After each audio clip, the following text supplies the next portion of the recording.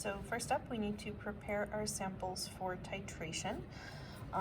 So we're going to be taking about a half a gram of the blue stuff and dissolving that in solution and titrating it with an acid to determine the amount of ammonia that is present in our sample.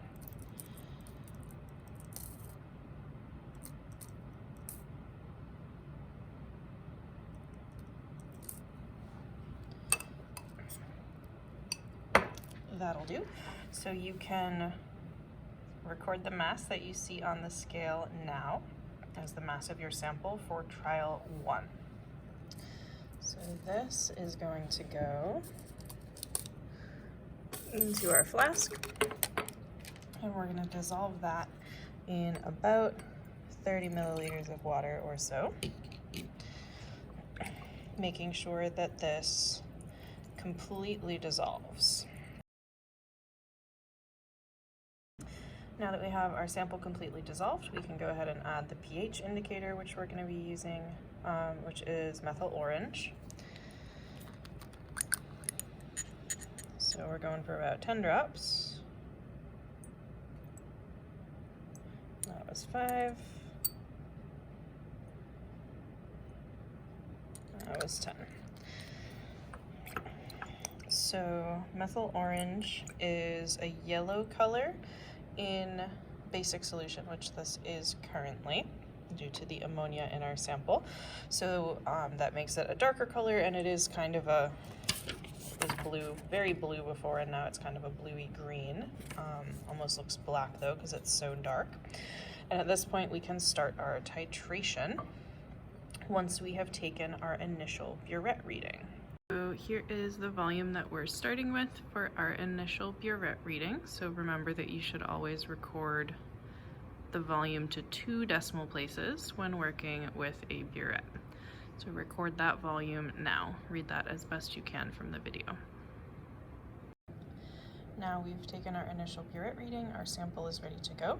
The one other piece of information we should not forget to write down is the molarity of the acid that we're using. So this is the molarity that you're seeing now for the acid that is in my burette. So write that down in your data table. And then we can begin the titration. So the endpoint color that we're looking for here is a red-orange sort of color, and we'll see it go through a bunch of color changes along the way.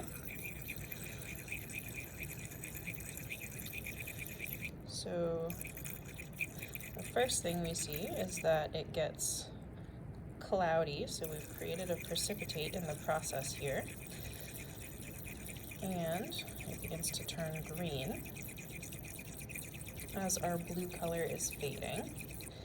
We can see some flashes of red, but when we let it completely mix, that red goes away. So at this point we're very close to our endpoint when that precipitate starts to disappear.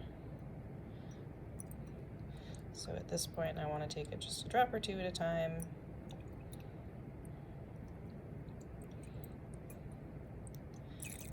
Oops, that was more than a drop or 2, but I'm not quite there yet. We're still in more yellow-orange territory than red-orange.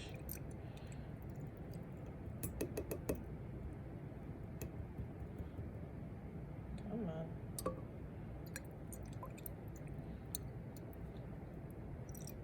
And that will do it. So there is our endpoint, which means we just need to take our final burette reading, and then we are done with trial number 1. So here is our final burette reading for trial 1. Again, remember to record to 2 decimal places to the best of your ability. And now we're just going to repeat that whole process for a second trial. So first up is preparing our sample. We need about a half a gram. That'll do.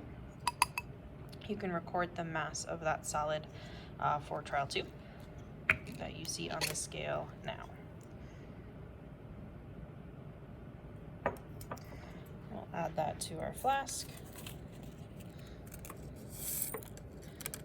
along with around 30 milliliters of water.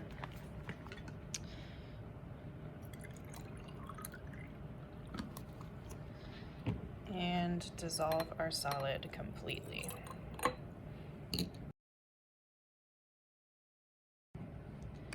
Now we just need to add our indicator and our sample will be ready to go.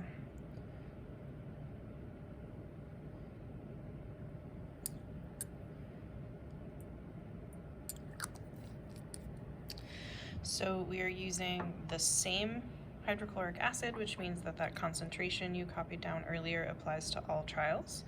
And my burette reading hasn't changed, so your final burette reading from trial 1 can become your initial burette reading from trial 2. So with that, we are going to go ahead and start titrating.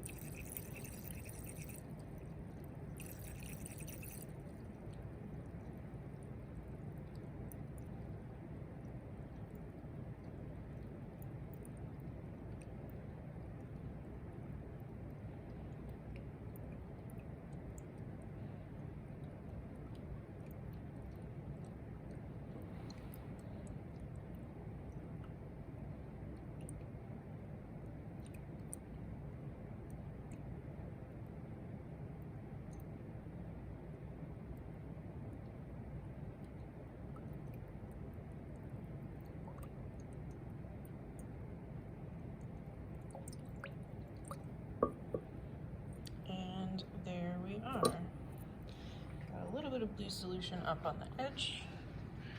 I guess we already reached our endpoint either way, but just want to make sure that didn't push it back. It still looks good, so now we just need to take our final burette reading one last time, and then we are done.